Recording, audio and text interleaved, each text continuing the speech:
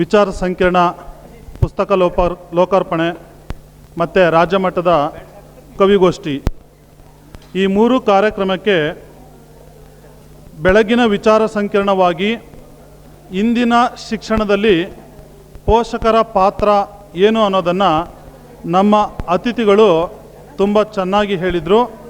ಜೊತೆಗೆ ಕವಿಗೋಷ್ಠಿಯಲ್ಲಿ ಪಾಲ್ಗೊಂಡಿರ್ತಕ್ಕಂಥ ಕವಿಗಳು ಸಹ ಉತ್ತಮವಾಗಿರ್ತಕ್ಕಂಥ ವಾಚನದೊಂದಿಗೆ ಬೆಳಗಿನ ಕಾರ್ಯಕ್ರಮವನ್ನು ಯಶಸ್ವಿ ಮಾಡಿದರು. ಈಗ ಮಧ್ಯಾಹ್ನದ ಕಾರ್ಯಕ್ರಮವಾಗಿ ವಿಚಾರಗೋಷ್ಠಿ ಸಮಾಜ ಕಟ್ಟುವಲ್ಲಿ ವಚನಕಾರರ ಪಾತ್ರ. 12ನೇ ಶತಮಾನದಲ್ಲಿ ಒಂದು ಕ್ರಾಂತಿಕಾರಿಕ ಬದಲಾವಣೆ ಆಯಿತು. ಸಮಾಜದಲ್ಲಿ ಮನೆ ಮಾಡಿರ್ತಕ್ಕಂಥ ಮೌಢ್ಯಗಳನ್ನು ತೊಲಗಿಸುವ ನಿಟ್ಟಿನಲ್ಲಿ ನಮ್ಮ ವಚನಕಾರರು ಪಾತ್ರವನ್ನು ನಡೆಸಿದರು. ಈ ಒಂದು ವಿಷಯದ ಬಗ್ಗೆ ಈಗ ವಿಚಾರ ಸಂಕಿರಣ ನಡೆಯಲಿದೆ. ಈ ಕಾರ್ಯಕ್ರಮದ ಅಧ್ಯಕ್ಷತೆಯನ್ನು ಶರಣ ಶ್ರೀ ಇ ಕೃಷ್ಣಪ್ಪನವರು ಕಾರ್ಯಕ್ರಮದ ಅಧ್ಯಕ್ಷತೆಯನ್ನು ವಹಿಸ್ಕೋಬೇಕು ಅಂತ ಪ್ರಾರ್ಥಿಸುತ್ತಾ ನಿಮ್ಮನ್ನು ವೇದಿಕೆಗೆ ಆಹ್ವಾನಿಸ್ತಾ ಇದ್ದೀವಿ. ಸರ್, ದಯವಿಟ್ಟು ವೇದಿಕೆಗೆ ಆಗಮಿಸಬೇಕು. ಶರಣ ಇ ಕೃಷ್ಣಪ್ಪನವರು ಬಸವ ಟಿವಿಯ ಸಂಸ್ಥಾಪಕರು, ಶರಣ ಸಾಹಿತ್ಯದಲ್ಲಿ ಹೆಚ್ಚು ಪಳಗಿದವರು, ಆಧುನಿಕ ಬಸವಣ್ಣ ಅನ್ನೋ ಬಿರುದಾಂಕಿತ ಸಾಕಷ್ಟು ಸೇವೆಯನ್ನು ಸಲ್ಲಿಸಿರ್ತಕ್ಕಂಥವರು. ಎರಡನೇದಾಗಿ ಈ ವಚನ ಸಾಹಿತ್ಯದ ಬಗ್ಗೆ ಮಾತಾಡಲಿಕ್ಕೆ ಶ್ರೀಯುತ ಕೊಟ್ರೇಶ್ ಉಪ್ಪಾರ್, ಆಧುನಿಕ ವಚನಕಾರರು, ಜೊತೆಗೆ ಕೇಂದ್ರ ಕನ್ನಡ ಸಾಹಿತ್ಯ ವೇದಿಕೆಯ ಸಂಸ್ಥಾಪಕರು ಕೂಡ ಆಗಿದ್ದಾರೆ. ಸಾಹಿತ್ಯ ಸಂಘಟನೆ ಇವರ ಉಸಿರು. ಇವರು ಕೂಡ ವೇದಿಕೆಗೆ ಆಗಮಿಸಬೇಕು ಅಂತ ಕಳಕಳಿಯ ವಿನಂತಿ.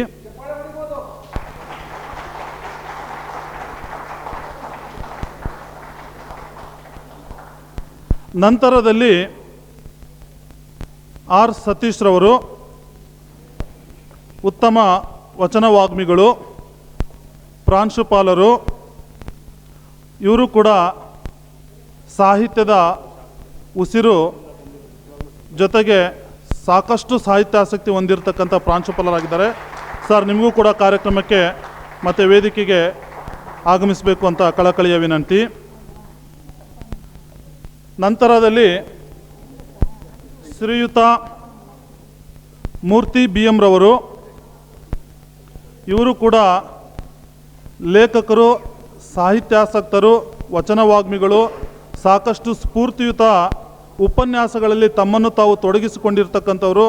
ಸರ್, ನೀವು ಕೂಡ ಈ ಕಾರ್ಯಕ್ರಮಕ್ಕೆ ಆಗಮಿಸಿದ್ದೀರಾ. ನೀವು ಕೂಡ ಈ ಕಾರ್ಯಕ್ರಮಕ್ಕೆ ವೇದಿಕೆಯನ್ನು ಅಲಂಕರಿಸಬೇಕು ಅಂತ ನಿಮ್ಮಲ್ಲೂ ಕೂಡ ಕಳಕಳಿಯ ಮನವಿ. ವಿಚಾರ ಸಂಕಿರಣದ ವಿಷಯ ಪ್ರಸ್ತುತಿಯ 3 ಅತಿಥಿಗಳ ನಂತರ ಶ್ರೀಯುತ ಸುರೇಶ್ ಕೊರಕೊಪ್ಪರವರು, ಅಧಿಕಾರಿಗಳು, ವಾಣಿಜ್ಯ ತೆರಿಗೆ ಇಲಾಖೆ, ಬೆಳಗಾವಿಯಿಂದ ಆಗಮಿಸಿದ್ದಾರೆ.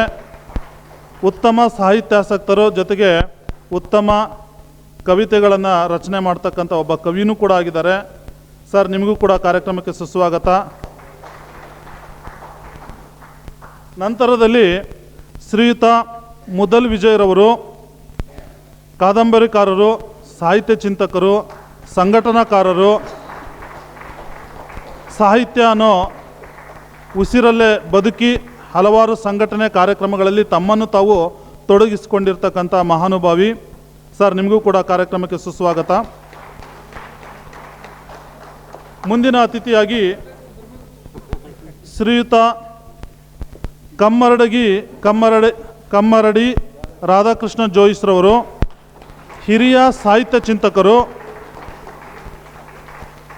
ಸಾಹಿತ್ಯ, ಕವಿತೆ, ಸಾಕಷ್ಟು ಸಂಘಟನೆಗಳಲ್ಲಿ ತಮ್ಮನ್ನು ತಾವು ತೊಡಗಿಸಿಕೊಂಡು ದಿನಂಪ್ರತಿ ಸಾಹಿತ್ಯ ವಿಮರ್ಶೆಯನ್ನು ಮಾಡ್ತಾ ಅದನ್ನೇ ಉಸಿರಾಗಿ ನಮ್ಮ ಜೊತೆಯಾಗಿ ಇವತ್ತು ನಿಂತಿರ್ತಕ್ಕಂಥವ್ರು. ಸರ್, ನಿಮಗೂ ಕೂಡ ಕಾರ್ಯಕ್ರಮಕ್ಕೆ ಸುಸ್ವಾಗತ.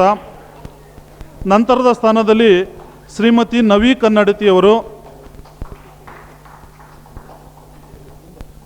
ನವಿ ಕನ್ನಡತಿಯವರು ಬರಬೇಕಿತ್ತು, ಅನಿವಾರ್ಯ ಕಾರಣದಿಂದ ಸ್ವಲ್ಪ ತಡವಾಗಿ ಬರ್ಬೋದು.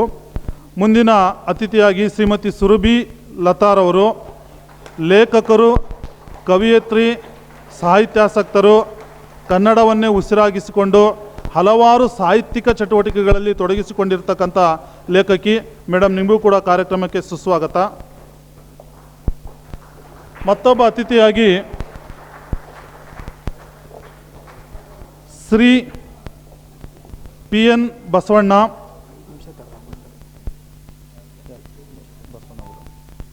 PN ಬಸವಣ್ಣನವರು ಆನ್ ದ ವೇ ಇದ್ದಾರಂತೆ. ಬಂದ ತಕ್ಷಣ ಅವರನ್ನು ವೇದಿಕೆಗೆ ಆಗಮಿಸೋಣ. ಈ ಮುಂದಿನ ಕಾರ್ಯಕ್ರಮವಾಗಿ KM ರೇವಣ್ಣನವರು ಇದ್ದಾರಾ? ರೇವಣ್ಣವರು ಇದ್ದರೆ ದಯವಿಟ್ಟು ವೇದಿಕೆಗೆ ಬರಬೇಕು ಅಂತ ವಿನಂತಿ. ಓಕೆ, ಇಂದಿನ ಮತ್ತೊಬ್ಬ ಅತಿಥಿಯಾಗಿ ಶ್ರೀಯುತ ಕೃಷ್ಣ ಬೆಳ್ತಂಗಡಿ, ಚಲನಚಿತ್ರ ನಿರ್ದೇಶಕರು, ರಾಜ್ಯ ಪ್ರಶಸ್ತಿ ಚಲನಚಿತ್ರವನ್ನು ನಿರ್ದೇಶನ ಮಾಡಿ ತಮ್ಮ ಪ್ರಥಮ ನಿರ್ದೇಶನದಲ್ಲೇ ರಾಜ್ಯ ಪ್ರಶಸ್ತಿಯನ್ನು ಪಡೆದಿರ್ತಕ್ಕಂಥ ಪ್ರತಿಭಾವಂತ. ಜೊತೆಗೆ ಮತ್ತೊಂದು ಚಲನಚಿತ್ರ ರಿಪ್ಪರ್ ಅಂತ ಚಿತ್ರೀಕರಣ ಹಂತದಲ್ಲಿದೆ, ಶೀಘ್ರದಲ್ಲಿ ಬಿಡುಗಡೆಯಾಗಿ ನಿಮ್ಮ ಒಂದು ಈ ಸಿನಿಮಾವೂ ಕೂಡ ಯಶಸ್ವಿಯಾಗಲಿ ಅಂತ ಬೇಳ್ಕೊಳ್ಳುತ್ತಾ ನಮ್ಮ ಒಂದು ಕಾರ್ಯಕ್ರಮಕ್ಕೆ ಸುಸ್ವಾಗತ ಸರ್. ಮತ್ತೊಬ್ಬ ಅತಿಥಿಯಾಗಿ ಶ್ರೀಯುತ ಅನಿಲ್ ಜೋಶಿ ಅವರು, ಉತ್ತಮ ವಾಗ್ಮಿಗಳು, ಸಾಹಿತ್ಯ ಚಿಂತಕರು, ಸಾಹಿತ್ಯದಲ್ಲಿ ಅಪಾರ ಆಸಕ್ತಿ ಹೊಂದಿರತಕ್ಕಂಥ ಒಬ್ಬ ಮೇಧಾವಿ ಸರ್. ನಿಮಗೂ ಕೂಡ ಕಾರ್ಯಕ್ರಮಕ್ಕೆ ಸುಸ್ವಾಗತವನ್ನು ಕೋರ್ತಾ ಇದ್ದೀವಿ.